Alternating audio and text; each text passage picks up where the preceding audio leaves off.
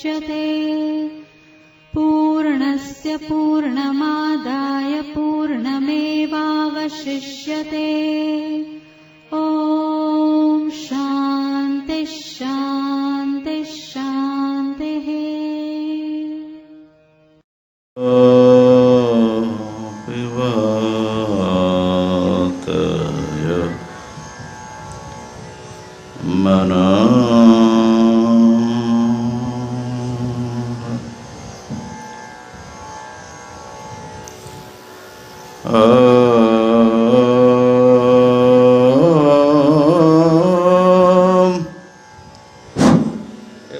खर क्यों कर रही है आवाज आ रही ना? फैन की वजह से नहीं। हरिओम हरिओम। ज़्यादा वो हो गया हम।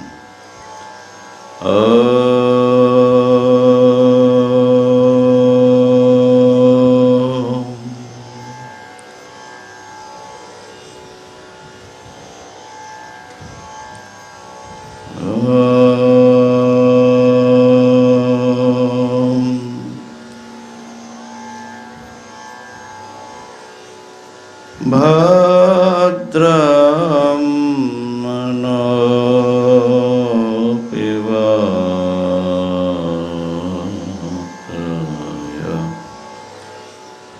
मनः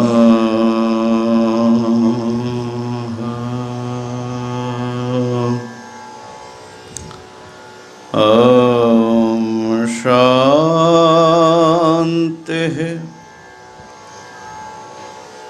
शान्तिः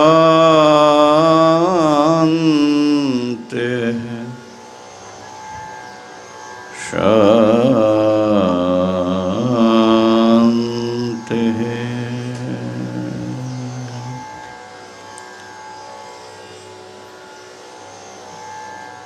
मङ्गलं दिशतु मे विनायको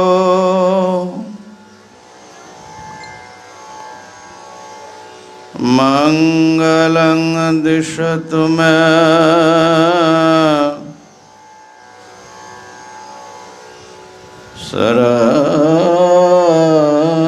सरस्वती।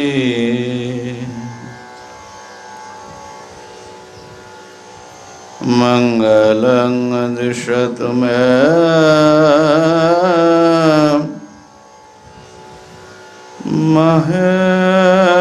महेश्वरी।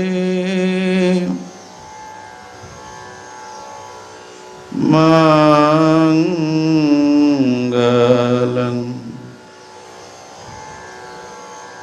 दिशतु मे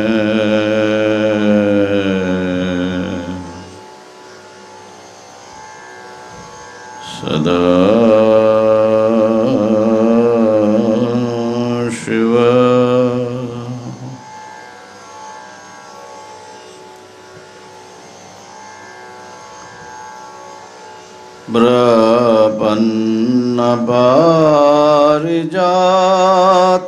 प्रपन्नपारिजाताय तोत्र वित्रैकपाणये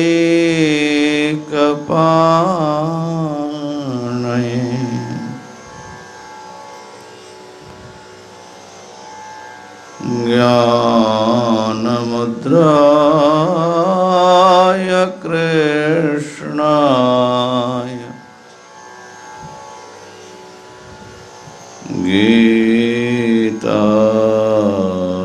गीतामृत दुहे नमः। श्रुति स्मृति पुराणानाम्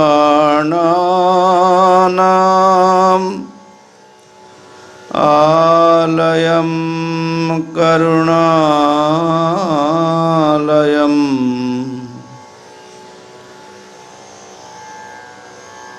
नमामि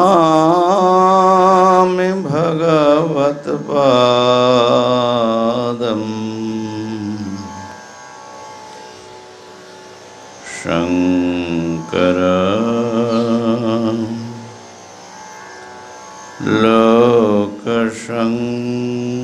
ईश्वर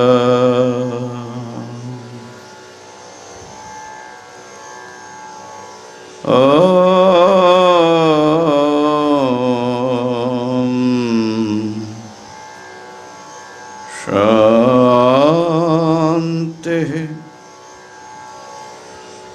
शांति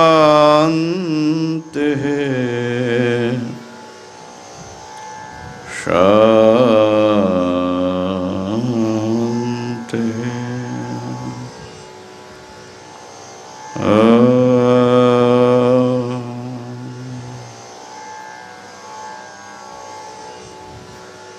हरि ओम हरि ओम हरि ओम।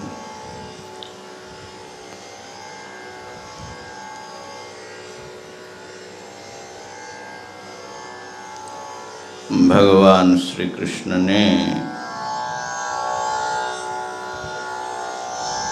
अर्जुन को निमित्त बनाया और मानव मात्र के कल्याण के लिए उसके उत्थान और मुक्ति के लिए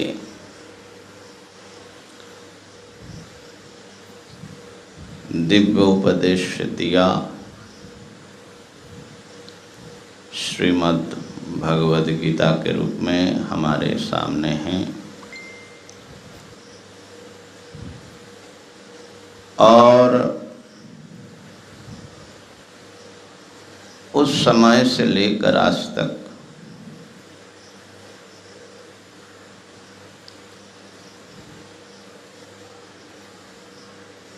अनेक मनुष्य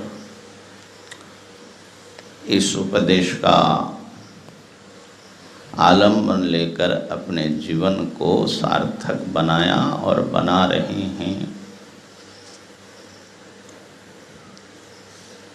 हम लोग विश्व रूपाध्याय गीता का जो 11 अध्याय है उस पर विचार कर रहे हैं। इस पर बने हुए सूत्र का उच्चारण करते हैं।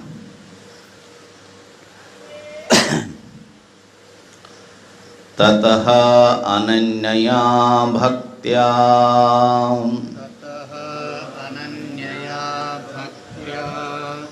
विश्वरूप दर्शनम् ततः अनन्यया भक्त्या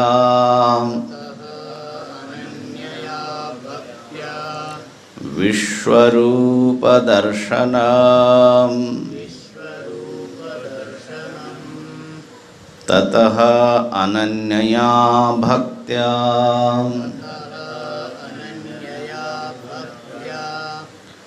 विश्वरूप दर्शनम्।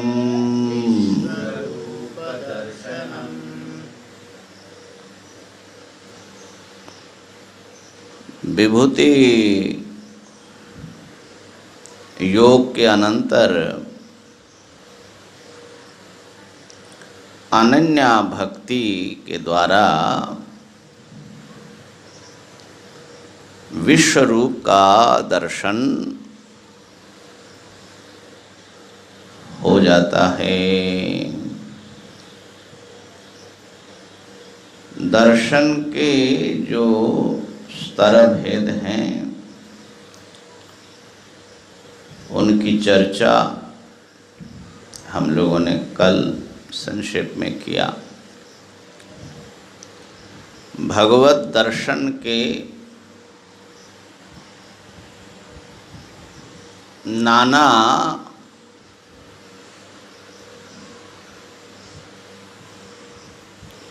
स्तर हैं, सोपान हैं।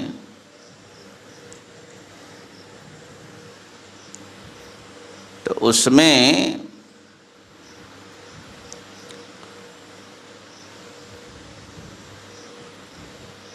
जो हमारे वैदिक सिद्धांत के अनुसार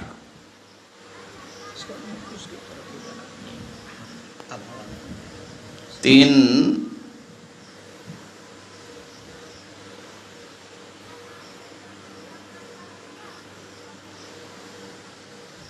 मुख्य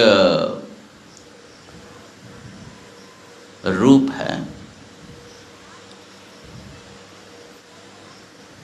एक तो परोक्ष दर्शन,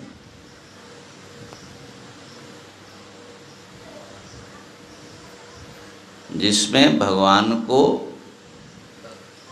वो करके स करके साधक अनुभव करता है।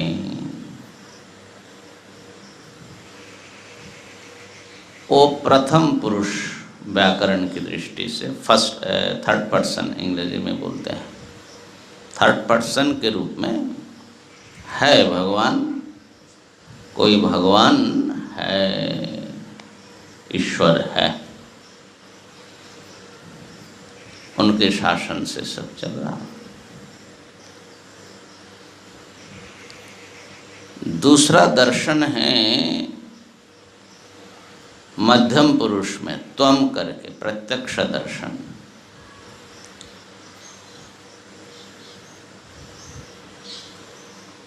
और प्रत्यक्ष दर्शन में भगवान से भक्त का संवाद होता है नाना प्रकार के, जिसका जैसा भाव है।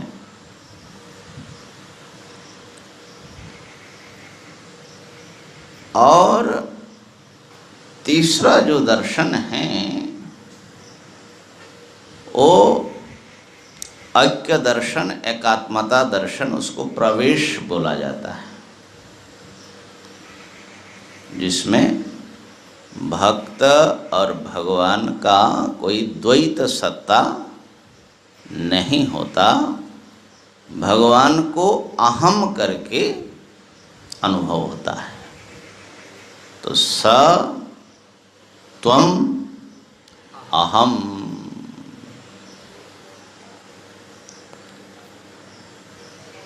तो इसमें आप जो हैं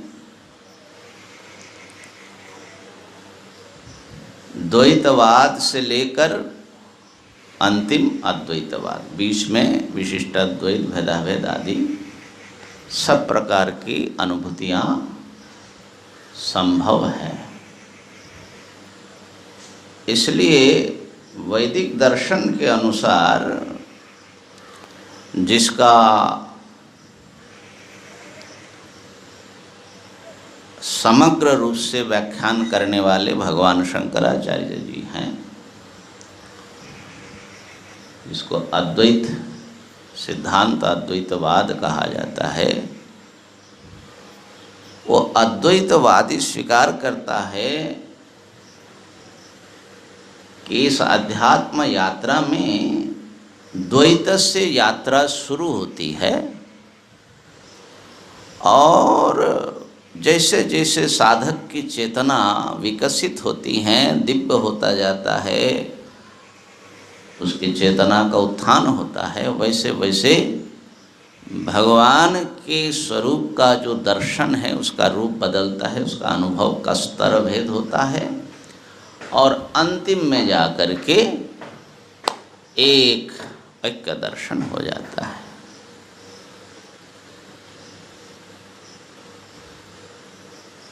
अर्थात अद्वैत सिद्धांत के अनुसार द्वैत दर्शन भी ठीक है, विशिष्ट अद्वैत भी ठीक है और चरम जो है अद्वैत है। इसलिए अद्वैतवादी किसी भी प्रकार के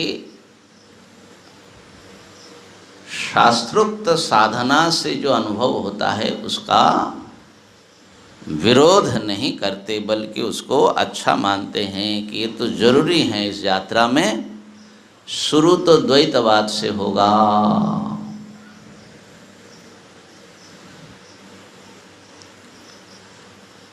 इस बात को मधुसूदन सरस्वती जी ने भी अपने गीता व्याख्यान में कहा। तस्यैवाहं ममैवासौ स एवाहम् इति त्रिधा भगवच्छरणत्वं स्यात् साधनाभ्यास पाकतः। साधना के अभ्यास के परिपाक जैसा जैसा होता है उसके अनुसार भगवान की शरणागति 3 प्रकार हो जाती है। पहले साधक को लगता है तस्यैव अहम, मैं उनका हूँ। दूसरे में शरणागति उनकी होती है, वो मेरे हैं, ममैवासौ, मेरा अपना है। और अंतिम है स एव अहम, वो मैं हूँ। तो इसमें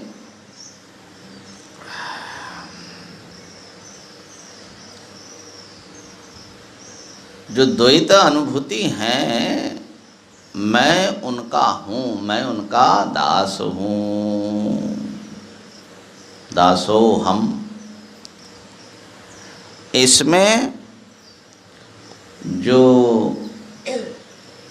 देहाभिमान की प्रबलता होने पर ऐसी अनुभूति होती है, जिसमें व्यक्ति देह से अपने को बहुत अलग नहीं समझ पाता। तो इस देह अभिमान की प्रबलता जब तक है तब तक द्वैत अनुभूति है, मैं उनका हूँ। लेकिन मैं उनका हूँ ये भी परोक्ष, और मैं उनका हूँ, मैं आपका हूँ, ये प्रत्यक्ष। तो परोक्ष में और प्रत्यक्ष में फर्क हो जाता है। पहले परोक्ष रूप में द्वैतवादी को भी परोक्ष विश्वास होता है, परोक्ष उपस्थिति का अनुभव होता है। फिर जो है उनको भगवान का किसी परिच्छिन्न रूप में वो भगवान को साक्षात्कार करते हैं। अब बल्कि उनका जो गोल है वो भी भगवान के धाम में पहुंचना और भगवान की सेवा करते रहना, ये भक्तों का चरम लक्ष्य है। तो हम इसमें कहना चाह रहे थे कि साधना की शुरुआत द्वैत भूमि से होती है। इसमें अद्वैतवादी को भी कोई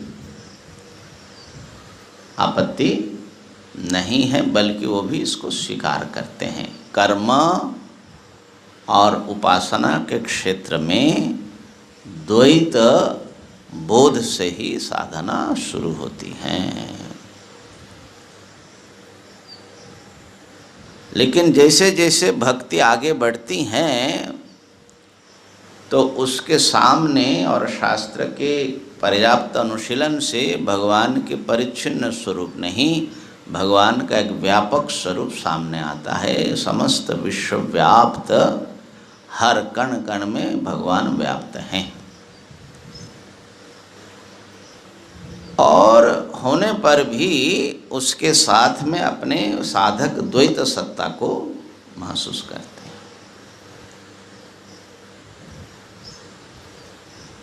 परंतु जब उसका परिपाक होने लगता है तो समुद्र और तरंग के रूप में अपने को भगवान से नित्य संबंधित पाते हैं।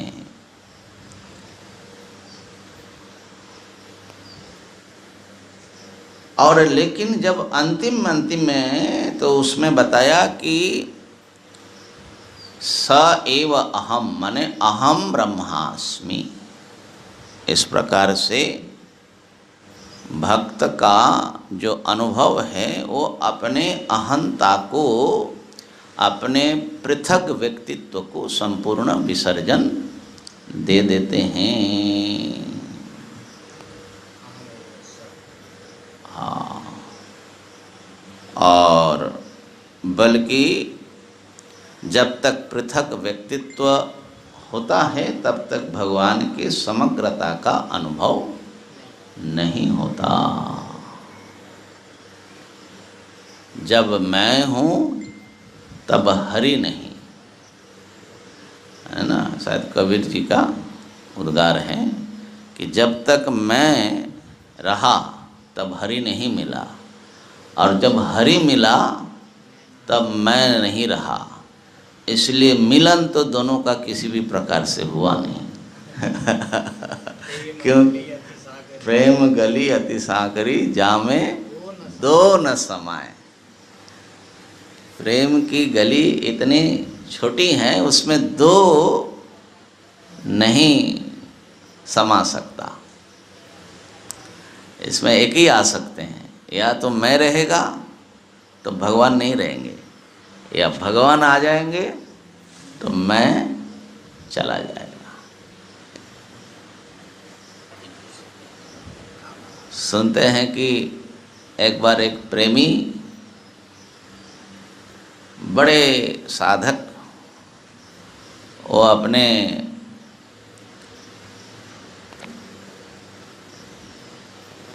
प्रेमिक के प्रियतम के तलाश में बड़ी कठिन रास्ता पार किया और पहुंच गया। उनके घर में खटखटाया, भीतर से आवाज आया, कौन? बोले मैं हूँ आपके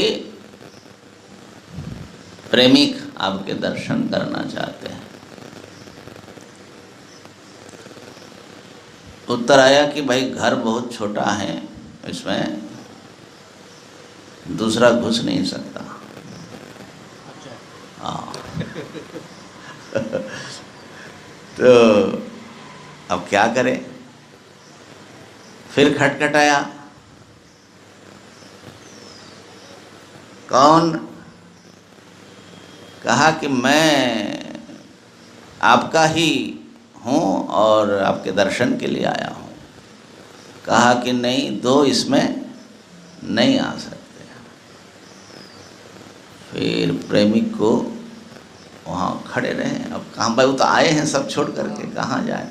अचानक उसको कुछ सूझा, फिर खटखटाया, कौन? कहा कि आप आ जाओ। दरवाजा खुल गया। तो ये सब जो है कथाएं हैं, माने अद्वैत की जो वृत्ति हैं, अनुभूति हैं, उसको समझाने के लिए।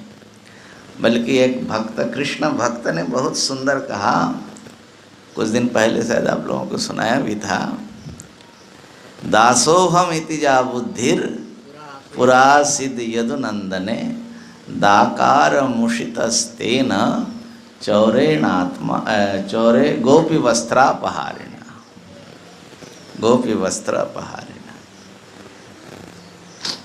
वो भक्त थे, बड़े कृष्ण भक्त थे, और हमेशा दासोहम दासोहम, मैं दास हूँ, मैं दास हूँ, ऐसा ही बोलते थे। देखिए, भगवान का दास होने में बड़ा आनंद है, बड़ा गौरव है। वो जो सचमुच दास बना हुआ है, ये दास्य भाव जो है अत्यंत प्रेम से होता है। जो कुछ मतलब से दास होते हैं उसकी बात नहीं हो रही है, जो प्रेम से दास बन जाता है उनकी बात हो रही है। जैसे कि प्रहलाद जी ने कहा कि आप मेरे निरपेक्ष स्वामी हैं, आपकी अपेक्षा नहीं है कि मेरी कोई सेवा करे, और मैं भी आपका निष्काम दास हूँ, मुझे भी कोई अपेक्षा नहीं है कि आप ये दे वो दे। तो मैं बिना प्रयोजन का आपका सेवा करता हूँ, उसमें मुझे संतोष आनंद मिलता है, और आप भी बिना किसी अपेक्षा के मेरी सेवा लेते हो, है ना। अच्छा, सेवा लेना भी एक बड़ा प्रेम होता है भाई। जैसे कोई प्रेम से सेवा करता है ना, जैसे माँ बच्चे की खूब सेवा करते हैं अपने नन्हे मुन्ने की, बड़ा प्रेम है, अपनापन है, इसलिए वो सेवा करती हैं। लेकिन सेवा लेना भी अगर निरपेक्ष हो और सेवा लेता हो तो वो भी बड़ा प्रेम होता है उसमें। सेवा लेने में एक बहुत बड़ा उत्कृष्ट प्रेम का प्रकाश है। और उसमें जो है, जो सेवक के प्रति उनका अनुग्रह कहो या कोई काम अगर भगवान हमको दे कि तुम ये करो, तो बड़ा प्रेम से वो देते हैं। माने वो भी बड़ा सौभाग्य की बात है कि हमको ये काम दिया भगवान ने, हमारे ऊपर छोड़ा, है ना। कहते हैं कि अब एक कथा दूसरी तरफ चली जाएगी, चलो जाने दो। तो कहने का अर्थ है कि दोनों में ऐसा प्रेम होता है। और ये जब परिपक्व हो जाता है तो दासो हम ये बोलते हुए बड़े तल्लीन रहते भगवान की सेवा में। वृंदावन में लोग उनको बहुत पहचानने लगे, बड़े श्रेष्ठ कृष्ण भक्त हैं। भगवान की याद में आंसू झरता है, लोग दर्शन करने आते थे। बहुत वर्ष बीत गए। अब कुछ दिनों के बाद लोग सुनने लगे दासो हम की जगह सो हम। अब भाई सबके कान खड़के। अरे ये क्या हो गया? ये महात्मा तो दासोहम वाले थे, अब ये सोहम संप्रदाय में कैसे चले गए? तो अब भाई संप्रदाय के लोग पकड़े उनको। अरे महाराज, तुम संप्रदाय क्यों बदल रहे हो? तुम तो दासोहम वाले हो, सोहम वाले कैसे बन गए अद्वैतवादी? तो महात्मा जी ने कहा कि भाई मैं थोड़ा ही बना, वो तो जबरदस्ती बना लिया। बोले कैसे? किसने जबरदस्ती की? बोले क्यों? भगवान श्री कृष्ण ने हमसे बड़ी जबरदस्ती की। बोले क्या जबरदस्ती किया? तो कहा कि दासोहम इति जा बुद्धिर पुरा आसित। पुरा माने पहले, गोपीनंदने माने श्री कृष्ण में मेरी बुद्धि थी, मेरा निश्चय था कि मैं उनका दास हूँ, वो मेरा प्रभु हैं, स्वामी हैं। अब एक दिन देखता हूँ कि मेरा दाकार जो है चुरा लिया गया, दा चुरा लिया गया। मैं दासोहम बोलता, दासोहम अनुभव करता, महसूस करता, उसमें से दा निकल गया। तो दा निकल जाने से दासोहम में क्या रहता है? सोहम। बोले अरे भाई कैसे चुराया उसने? बोले वो तो चोरी के मास्टर है, विशेषज्ञ हैं। पहले मक्खन चुराया, फिर क्या चुराया? पहले अपने घर में चुराया, फिर दूसरे के घर में चुराया। चुराते चुराते फिर गोपियों के कपड़े भी चुराने लग गए, और फिर मेरा दाकार भी चुरा लिया।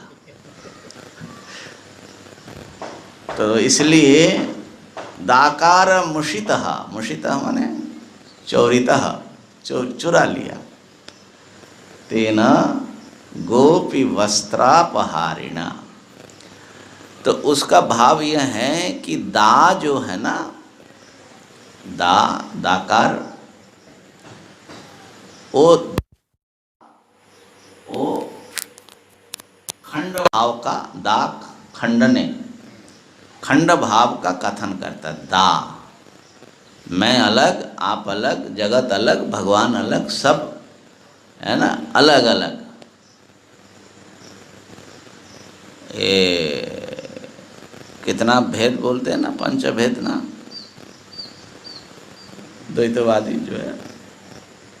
जीव जीव में भेद, जीव जगत में भेद, जगत जगत में भेद, जीव ईश्वर भेद और जगत ईश्वर भेद। इतना सब भेद मानते हैं। तो हमारी दृष्टि ऐसी, बुद्धि सब खंड खंड दिखता है, दाकार। और ये जो दा है यही अविद्या है, अज्ञान है। यही गोपियों के वस्त्र हैं, ये दाकार, गोपी वस्त्र। गोपी कौन है? ये जीव है। उनकी वस्त्र क्या है? ये अविद्या है। जैसे अविद्या रूप वस्त्र भगवान चुरा लेते हैं, ददामि बुद्धि योगम, जब भगवान बुद्धि का प्रकाश दे देते, ज्ञानालोक दे देते हैं, तो वो जो दाकार है, द्वैत भाव है, मैं अलग आप अलग, ये समाप्त हो जाता है। एक अखंड अद्वैत के बोध वहाँ पर प्रकट हो जाता है। तो इसलिए वो चरम अनुभूति जो है सोहम, बल्कि सोहम तो बाहर आकर के बोलते हैं, वहाँ पर तो शांतम शिवम अद्वैतम चतुर्थम मन्यन्ते। तो इस प्रकार से ये जो भगवत महिमा का, भगवत स्वरूप के अनुभव करने का भेद है। पहले अलग अलग, फिर एक समुद्र और तरंग के समान अंश-अंशी भाव, विशिष्टाद्वैत की भूमिका, और अंततः वो समुद्र ही हो जाता है। तो अभी जो विश्वरूप का दर्शन जिस पर्याय पर है अर्जुन का, वो समुद्र और तरंग के स्थिति में है। अभी अर्जुन समुद्र हुआ नहीं, है ना? हाँ, मध्यम पुरुष में आप त्वम करके सारा संबोधन, उनकी स्तुति अभी आएगी। तो ये अर्जुन ने क्या देखा, कैसा अनुभव किया, उसको हम समझने की कोशिश करेंगे, और हमारे जीवन के साथ उसका जो गंभीर एक संबंध है और उसके अनुभव की आवश्यकता है, वो हम समझने की कोशिश करेंगे। एक महापुरुष ने बहुत सुंदर कहा, we are not in a drop of the ocean. समुद्र में एक बिंदु हम नहीं हैं। We are not a drop in a ocean of the ocean. असल में देखो तो विराट विश्व अगर समुद्र है, विश्व सत्ता, हम उसके एक बूंद है, बिंदु है। सारा विश्व एनर्जी से, एनर्जी का माने मटेरियलाइज्ड ऑफ एनर्जी है, तो हम उस अनंत ऊर्जा समुद्र का एक बिंदु है। लेकिन वो क्या कह रहे हैं? We are the entire ocean. We are the entire ocean in a drop. ध्यान देना, we are not a drop of the ocean, but we are the entire ocean in a drop. है? हम विश्व का एक अंश हैं ऐसा नहीं, हम विश्व का एक अंश हैं एक दृष्टि से, लेकिन पूरा विश्व जो है मेरे भीतर समाया हुआ है। हमारे भीतर पूरा ब्रह्म बैठा हुआ है ना? ये बड़ी जो है स्पिरिचुअल एक्सपीरियंस है भैया। हमारे भीतर हम ब्रह्म में हैं और ब्रह्म हमारे में है ना? तो अर्जुन का जो दर्शन है वो मुख्य रूप से उस पर फोकस है कि वो अपने को अंश के रूप में अनुभव कर रहे हैं, लेकिन किसी न किसी रूप में अपने भीतर उस विराट सत्ता की जो हलचल है वो भी महसूस उसको होने लगा है कि हम विश्व सत्ता का अंश हैं, इसका मतलब ही है कि वो विराट विश्व मेरे भीतर जो है हिलोरे ले रहे हैं। आइए अर्जुन का जो दर्शन है उसका थोड़ा सा आनंद ले। तो अर्जुन ने प्रार्थना किया भगवान से बड़े प्रेम से, बड़े विश्वास से, बड़े समर्पण से और बड़ी नम्रता से। मन्यसे यदि तच्छक्यम मया द्रष्टुमिति प्रभो योगेश्वर ततो मे त्वं दर्शयात्मानमव्ययम्। चतुर्थ श्लोक है 11वें अध्याय का। हे भगवान, यदि आप ऐसा समझते हो कि अर्जुन इस हमारे इस विराट ईश्वरीय रूप को देख सकता है, तब आप दिखाना, तब आप अपने अव्यय आत्मस्वरूप का दर्शन मुझे कराएं। अर्जुन इतने नम्र हो गए भगवान की, एक प्रकार भगवत्ता का अनुभव उनको ऐसा हो रहा है, ऐसा एहसास हो रहा है। एक और तो संपूर्ण विश्वास हो गया उनको, और दर्शन की बड़ी तीव्र उत्कट लालसा हो गई। जितने दर्शन की उत्कट लालसा होगी, समझ लेना कि भक्ति भाव उतना ही प्रगाढ़ हो रहा है। असल में प्रेम का लक्षण ही है कि विरह कितना अनुभव कर रहे हो, भगवान से दूरी जो है, उनका जो दर्शन नहीं हो रहा है, उनसे जो हम दूर हैं, उसकी कितनी वेदना आपके हृदय में है। द्रष्टुमिच्छामि ते रूपमैश्वरम पुरुषोत्तम। यदि आप ऐसा समझते हो प्रभु, भगवान के ऊपर संपूर्ण छोड़ दिया। अगर आप यदि ऐसा नहीं समझते कि अर्जुन देखने लायक, तो मत दिखाना, मैं आपके ऊपर संपूर्ण सरेंडर करता हूँ। जैसा आप उचित समझो ऐसा मेरे साथ बर्ताव करना है भगवान। ऐसा शर्त रहित संपूर्ण समर्पण है ना, ये जो है भक्ति की निशानी है। अर्जुन की प्रार्थना सुन करके भगवान ने कहा, पश्य मे पार्थ रूपाणि शतशोथ सहस्रशः नानाविधानि दिव्यानि नानावर्णाकृतीनि च। श्री भगवान ने कहा, पार्थ, मेरे सैकड़ों हजारों दिव्य रूपों को, नाना प्रकार के नाना वर्ण और आकृति लिए हुए दिव्य रूपों को देखो। भगवान ने अपना विश्व रूप का उद्घाटन कर दिया। अच्छा, भगवान जो है, अर्जुन ने जैसे प्रार्थना किया बड़े संकोच से और बड़ी नम्रता से, भगवान ने एकदम डायरेक्ट है, लो देख लो। माने जैसे कि उनको तो दिखाने के लिए खाली, अरे कोई कहता ही नहीं कि कि मैं देखना चाहता हूँ। तो भगवान तो अपने को दिखाने के लिए सदा तत्पर हैं, लेकिन कोई देखना चाहता है क्या? वो तो संसार के क्या क्या चीज़ें हम देखना चाहते, भगवान को कहाँ देखना चाहते।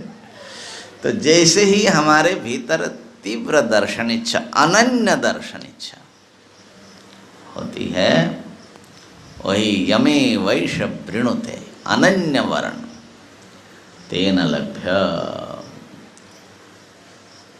और देखो यहाँ पर, यहाँ आदित्य सब, द्वादश आदित्य, अष्टवसु, एकादश रुद्र, अश्विनी, मरुत और बहुत तुम पहले जो नहीं देखे हो अदृष्ट पूर्व, ऐसे आश्चर्य सब चीज़ें देखो।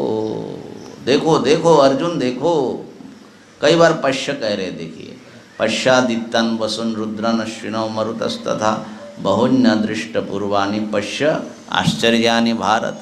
देखो अर्जुन, देखो और देखो और देखो, ये देखो वो देखो। बड़ा विलक्षण जो है। अच्छा, क्या दिखाया, उसका जो तात्पर्य है वो है 7वां श्लोक। देखिए, इहैकस्थं जगत् कृत्स्नम् एकस्थं जगत्कृत्स्नं पश्चाद्य सचराचरम् पश्चाद्य चराचरम् मम देहे गुडाकेश मम देहे गुडाकेश यच्चान्यद्द्रष्टुमिच्छसि। यच्चान्यद्द्रष्टुमिच्छसि। हाँ, इसमें यह है कि इह एकस्थम कृत्स्नम जगत, संपूर्ण जगत को एक में स्थित, एक सत्ता में स्थित। यहाँ पर देखो कौन सा जगत, सचराचरम कृष्णम जगत अद्य पश्य, एक में स्थित। देखो किस में महाराज, मम देहे, माने इह मम देहे एकस्थम सचराचरम कृष्णम जगत अद्य पश्य। ते सचराचर जगत भगवान के शरीर के अंतर्गत है, माने भगवान का शरीर है। जैसे देखो मेरे शरीर में 2 आँख है, नाक है, कान है, बोलने से माने ये सब मिलकर के शरीर हुआ ना।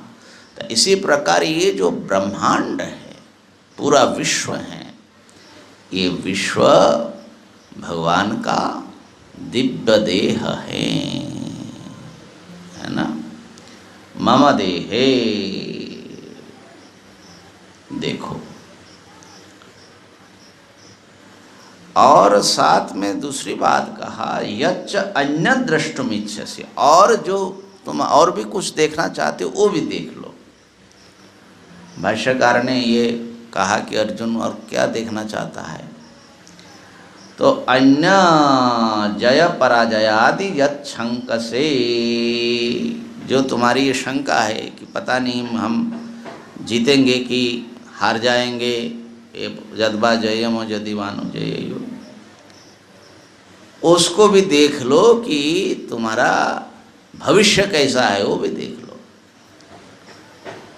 अर्जुन शायद आंख फाड़ फाड़ करके देख रहा है, तो हमारा सखा, हमारे सारथी, हमारे गुरु, अब वो कह रहे कि मेरे देह में सब देखो पूरा ऐसा ऐसा घुमा होगा, सब कुछ नहीं दिखता है।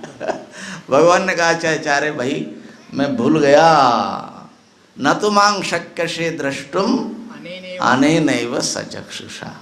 मानो कि भगवान कह रहे ऐसा कि मैं, अरे भाई तुम अपने इन आँखों से, चर्म चक्षु से, स्वचक्षु से मुझे इस विश्व रूप में नहीं देख सकते हो। दिव्यम ददामि ते चक्षु, मैं तुम्हारे को दिव्य चक्षु प्रदान करता हूँ। मैं योगम ऐश्वरम, ऐश्वरम योगम पश्य।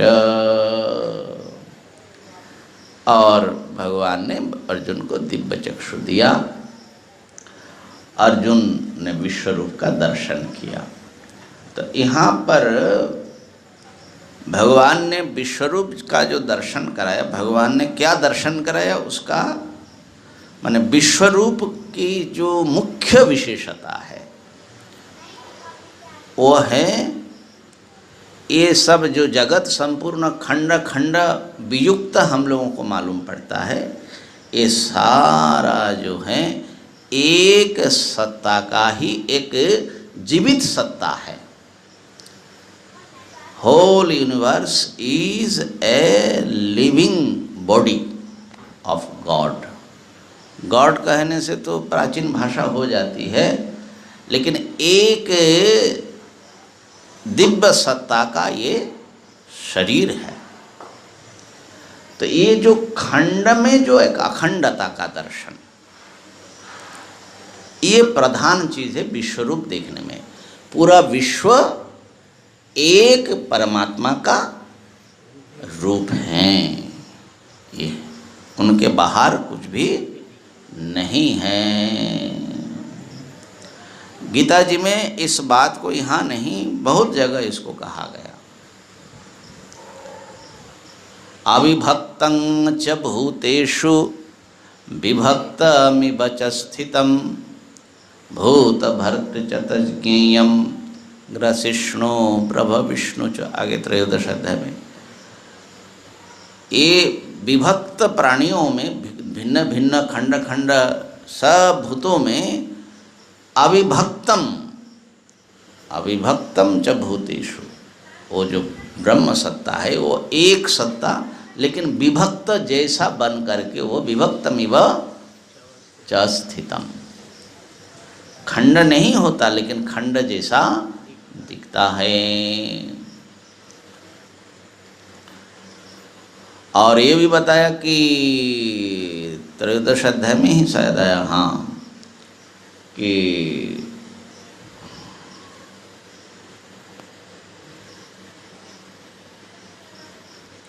विनश्यत्स्व विनश्यन्तम य पश्यति स पश्यति।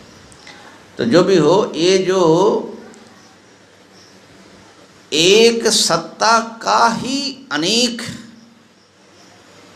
फेस, मुख, इसलिए यहाँ पर विश्वतो मुखम अनंतम ये सब कहेंगे।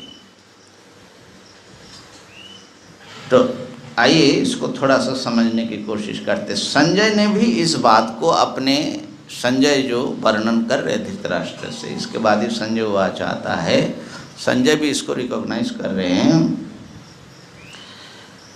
एवं मुक्त ततो राजन महायोगेश्वरो हरिहि दर्शयामास पार्थाय परमं रूपमक्षरम्। इस प्रकार कह करके महायोगेश्वर भगवान ने अर्जुन का अपना परम ऐश्वर्यमय रूप को दिखाया। हरि नारायण, भगवान नारायण ने उनको विश्वरूप दिखाया। कैसा है वो विश्वरूप? अनेक वक्त्र नयनम, अनेक मुख, अनेक आंखें, अनेक अद्भुत दर्शनम, और अनेक अद्भुत दर्शन है उसका, अनेक दिव्य आभरण और अनेक दिव्य उद्यत आयुध उनके असंख्य हाथों में है।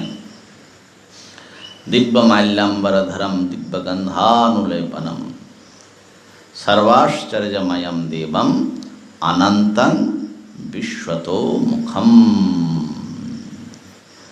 दिव्य माल्य और वस्त्र धारण किया हुआ, दिव्य गंध का अनुलेपन है उनका, सर्व आश्चर्यमय, सारे आश्चर्य उसमें समाहित है। और ऐसा जो देव हैं अनंतम, जिसका अंत ही नहीं है। ये ऐसा दर्शन है कि माने आप आंखें फाड़ते रहो तो कोई अंत ही नहीं है उसका। अनंतम विश्वतो मुखम, माने सर्वभूतात्म भूतत्वात्,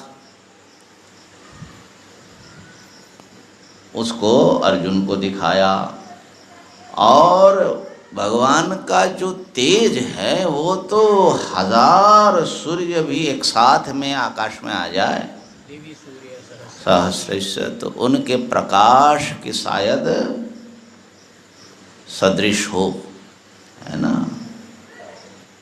यदि वा न स्यात्, यदि माने हो सकता है कि उतना वो भी कम पड़े, ऐसा जो है।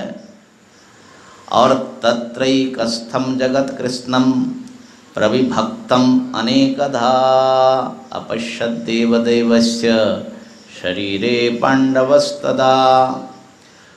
उस परमात्मा के विराट विग्रह में संपूर्ण जगत अनेकधा प्रविभक्त, माने जैसा है वैसा सारा जगत जो है एक देवदेवस्य शरीरे, उस देवताओं के भी देवता परमात्मा के शरीर में पांडव ने देखा, अर्जुन ने देखा।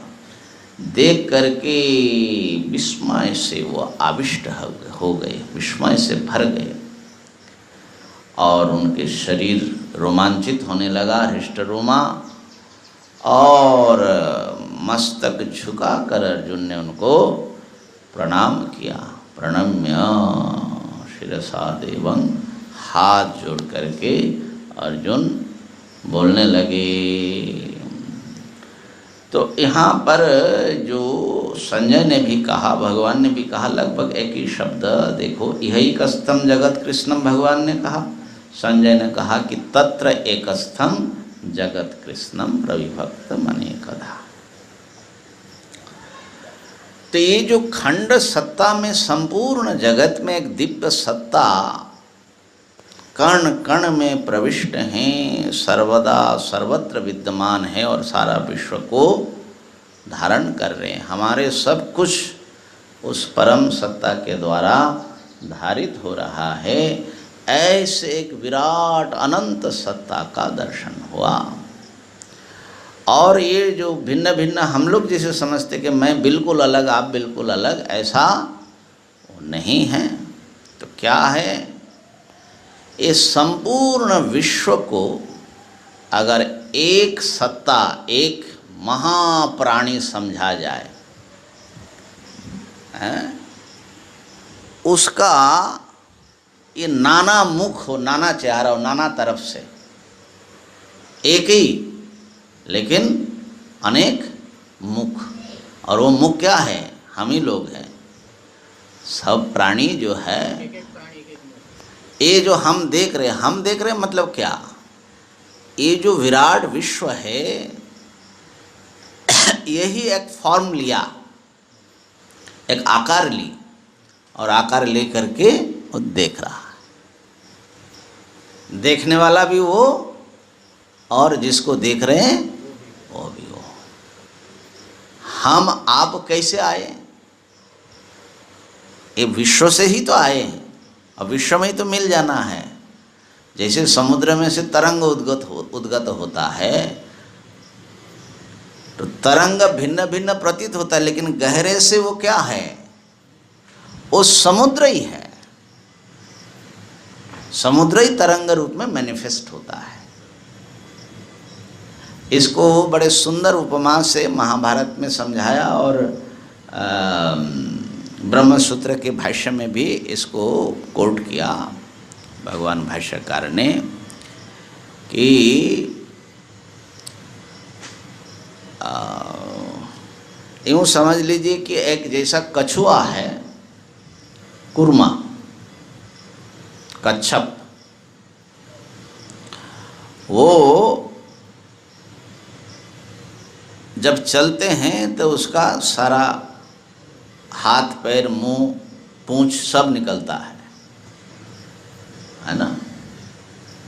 कछुए का पूंछ भी है शायद एक ठो, है ना, पीछे। हाँ, तो चार तो उसके माने 2 हाथ 2 पैर ले लो, एक मुख 5 और पीछे से 6ठा। हाँ हाँ, ऐसे बराबर जो है चलता है। और जब उसको समेटना होता है तो समेट करके ऐसा गोल मोटल हो जाता है, कुछ दिखता नहीं है, ऐसा जो है पिंडी बन जाता है। तो ये जो विश्व है, ये एक समझ लो कछुआ है, जिंदा कछुआ। और ये जो है प्रलय में ये सारे अपने हाथ पैरों को सब भीतर समेट करके वो अव्यक्त हो करके पड़ा रहता है। और फिर जब चलने का समय होता है तो सब निकाल देता है, और निकाल करके स्वैराचारी चल भवत्ययम, माने ये स्वैर विचरण करने वाली ये विश्व सत्ता, ये जो है अपना सब कुछ निकाल करके ये नाना नाम रूप, ये जो ब्रह्मांड हम देख रहे हैं, सब विचित्र प्रकट करता है अपने अपने भीतर से, और चलता है, और फिर उसको समेट लेता है। तो बोले कि ये एक सत्ता है, अनंत सत्ता, वही समेट रहा है और फैला रहा है, और समेट रहा है, फैला रहा है और समेट रहा है। महाभारत में बड़े सुंदर श्लोकों में ये सब व्यक्त किया। तो हम लोगों को इस अनुभव में उतरना है कि हम कैसे कनेक्टेड हैं, जुड़े हुए हैं उस विराट सत्ता से। हम टुकड़ा नहीं हैं, अलग नहीं हैं। ये अगर हम महसूस कर सके, और एक यूनिटी इन डाइवर्सिटी, सबके भीतर एक सत्ता है, ये अगर हम एक तो बुद्धि से विवेक से भी समझना, और यदि उसका अनुभव उतर आए तो साधना के लिए बहुत जो है बड़ी बात हो जाती है और हमारे चेतना को बदलने वाली होती है। एक एक चीज़ जो है डिवाइन हो जाता है, सेक्रेड हो जाता है, क्योंकि उन्हीं का है सब कुछ। सर्वं खलु इदं ब्रह्मा। तो इसको हम कैसे महसूस करें कि हम कनेक्टेड हैं? कैसे कनेक्टेड हैं? सब जुड़ा हुआ है। तो पहले देखो, ये जो फिजिकल बॉडी है हमारा, इसी में से शुरू करिए। हम समझते हैं कि ये फिजिकल बॉडी जो है ये बाउंड्री है, और मैं तो एक अलग हूँ, चलता फिरता हूँ, ये पेड़ अलग है, ये मकान अलग है, और बाकी दुनिया अलग है, मैं तो बिल्कुल अलग एक एंटिटी हूँ। लेकिन क्या ये बात जो है, आप बिल्कुल अलग दुनिया से हैं, आपका अस्तित्व तो बिल्कुल सेपरेट हैं, और क्या दुनिया से कट करके अलग हो करके आप इंडिपेंडेंट एग्जिस्ट करते हैं? कैसे हम जुड़े हुए हैं? आज तो समय हो रहा है, कितना टाइम है भैया? 4 मिनट है।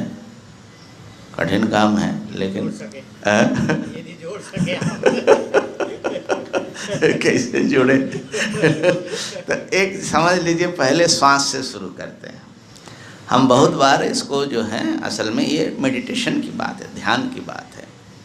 हम जो पिछले साल ना कब कराया था ना, यहाँ पर शिविर हुआ था, गंगा तट पर हम लोग जाते थे ना, तो देखिए ये अगर एक्सपीरियंस करना चाहे तो आप एक्सपीरियंस कर सकते हैं। सबसे पहले अपने जो श्वास से ब्रीदिंग है, इसको आप महसूस करें, पूरे माने मन से फोकस्ड हो जाए, और आंख बंद करने की भी ज़रूरत नहीं है, खाली ध्यान दे इस पर।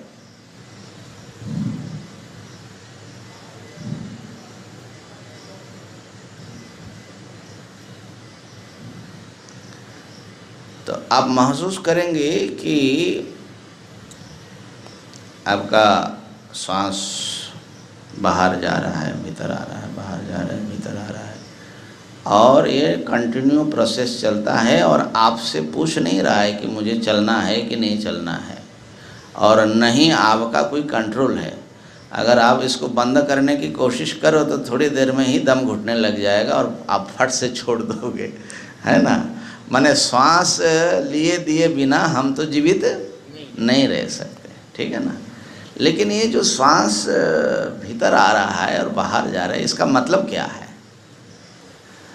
तो इसका जो भी माने दूसरे सब मतलब हो बायोलॉजिकल, हम खाली इतना ही कह रहे हैं कि ये जो श्वास माने बाहर से हवा हम ले रहे हैं, चाहे उसको ऑक्सीजन कह लीजिए, ठीक है ना, और फिर ये भीतर से वो हवा जो है वो ऑक्सीजन को खून में दे देता है और कार्बन डाइऑक्साइड को माने दूसरी हवा को लेकर के वो निकल जाता है, ठीक है। अब ये जो बाहर की वायुमंडल है, ये वायुमंडल से अगर हम कट जाए, वायुमंडल से अगर हमको काट दिया जाए, तो हमारे फिजिकल एग्जिस्टेंस, लिविंग एग्जिस्टेंस होगा? नहीं हो सकता। हम जिंदा रहेंगे हवा से कट करके? कितने देर रहेंगे? अगर बाहर से हवा का सप्लाई बंद हो जाए, भाई आप तो सेपरेट एंटिटी हैं, सेपरेट एग्जिस्ट करते हैं, तो जियो सेपरेट। होगा? जीना संभव होगा? कैसे जियोगे भाई बिना बाहर के हवा के, है ना। बल्कि ये हवा इतनी कीमती है, जो क्या बोलते हैं कि वहाँ जाते हैं ऑक्सीजन लेकर के जाना पड़ता है। एवरेस्ट पर मिल नहीं एवरेस्ट क्या माने, चंद्रमा में और जहाँ भी जाए माने इस हवा का कनेक्शन इतना ज़रूरी है हमारे लिए ना। अच्छा, तो इसका मतलब ये है कि ये हवा से हम जुड़े हुए हैं, और खाली हम नहीं, सब प्राणी। तो ये जो वायुमंडल है, इस वायुमंडल के माने श्वास से हम सब प्राणी गूंथे हुए हैं, इस वायुमंडल से जुड़े हुए। जैसे बहुत सारे जो गाय गौ पशु होते हैं, उनको बांधने के लिए क्या करते थे, एक बड़ा रस्सा मोटा, और उस हर रस्सा में से छोटी रस्सी एक निकले और उसके नाक में बांधे, नथुने में। अब वो ज़्यादा उत्पात कर नहीं सकता, बंधा हुआ है ना, उसका नाक बंधा हुआ है। तो हम लोग भी कितना भी उत्पात करें, वो नाक जो है नथुना है हमारा ना, वो सांस से बंधा हुआ है ना। तो देखो, एक ही वायुमंडल से, एक समष्टि वायु से हम सब लोग जीवित हैं। तो हमारा सबका कनेक्शन एक जगह हुआ ना। एक ही धरती पर हम सब खड़े हैं, बैठे हैं, उनका आधार से एक ही धरती से अन्न उपजता है, हम सब लोग उसका ग्रहण करते हैं। इसीलिए धरती को हम लोग माँ कहते हैं कि को खिलाती पिलाती हैं। और जितना जल की ज़रूरत है, वो जल भी हम सेम सोर्स से लेते हैं, जो धरती में है उस सोर्स से हम पानी लेते हैं। बिना पानी का भी हमारा काम चलेगा नहीं, पानी का फ्लो आता है, निकलता है। और एक विराट आकाश के नीचे, हम सब आकाश की छतरी के नीचे, अम्ब्रेला के नीचे हैं। तो हम सारे प्राणी देखो, एक ही धरती में हम जीते हैं, एक ही हवा से सांस लेकर के हम हैं, एक ही जल के सोर्स से हम जल लेते हैं, और एक ही आकाश के नीचे हम हैं। और गहरे में देखो तो हमारे हर सेल में, हर कोश में, इस फिजिकल कोश में जो फोर्सेस काम कर रही हैं, जो फोर्स हमको जिंदा रखा हुआ है, सेम प्रिंसिपल, सेम फोर्सेस आपके शरीर में, उनके शरीर में, उनके शरीर में काम कर रहा है। तो एक यूनिवर्सल जो फोर्सेस हैं या एंटिटी हैं और गाइडेंस है, माने सेम प्रिंसिपल, सेम ढंग से काम कर रहे हैं। इसको डिटेल्स हम कल बताएंगे कैसे हम जुड़े हैं। तो इतना भी अगर महसूस करे कोई व्यक्ति